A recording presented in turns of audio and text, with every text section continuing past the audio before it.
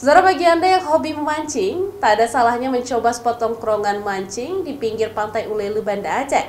Selain jenis tangkapan ikan yang beragam, Anda juga bisa membawa keluarga sambil berwisata di akhir pekan. Pantai Ulele, Banda Aceh tak hanya menawarkan pemandangan yang indah, tetapi juga surga bagi penggemar memancing. Hobi memancing yang mulai banyak digemari warga kota Banda Aceh, terutama saat libur tiba. Inilah salah satu spot tongkrongan favorit untuk memancing. Jenis tangkapan ikan di sini pun beragam, seperti ikan kue atau rambu, ikan merah mata, serta beberapa jenis ikan berukuran kecil. Selain itu, lokasi ini juga digemari oleh wisatawan untuk menikmati pesona pantai Ulele sambil melihat keseruan orang memancing. Setiap hari Minggu aja untuk kegiatan ngisi ngisi waktu libur aja.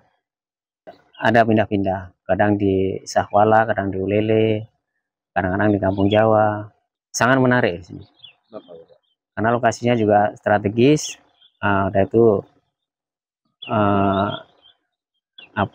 terjangkau dari kota, ya tempat main-main bagus lah di sini.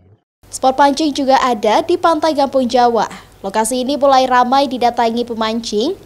Ini menjadi destinasi wisata baru untuk menarik wisatawan berkunjung sambil mencoba memancing ikan di laut lepas dan menikmati panorama.